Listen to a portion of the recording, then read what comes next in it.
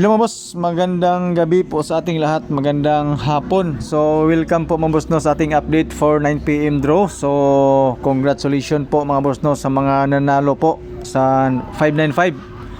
Resulta po mga boss no kaninang 5 PM. So ibinigay po natin yan mga boss no sa ating first video.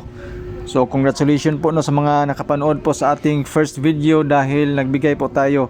But bago sa ating first video recap mga boss no, sa live po natin kanina for 5 PM may ibinigay po tayo na 95 na pairings. 95 all actually, pero iba yung ginawa nating pamaris ang dos kaya nag 594 tayo.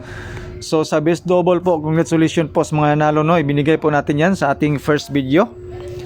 So sa mga nakarambol po, actually binigay pa natin yan sa ating advance for 9 PM. Okay, so sa 595 mga boss no na resulta, mayroon tayong guide na 58. So pwedeng 5, pwedeng 8 pong lumabas mamaya, pwedeng wala, pwede po silang dalawa. Pero mayroon pa akong combination dyan mga boss no sa 58 natin na guide. Actually dalawang combination to mga boss no. 5 ang kinuha ko for 9 PM. Okay?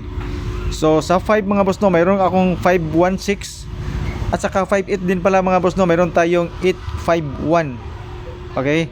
So 851 pwede yan mag 143 bukas mga boss kung yan ang lalabas.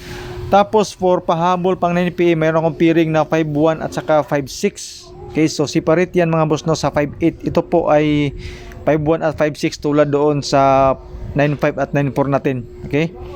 So 516 ang aking overall number for 51 and 56. Tapos mayroon tayong 946 na target rumble. And siyempre mga boss no, mayroon tayong depensa po natin para sa ating Escalera. Okay? Escalera na 213 or 123 na kombinasyon.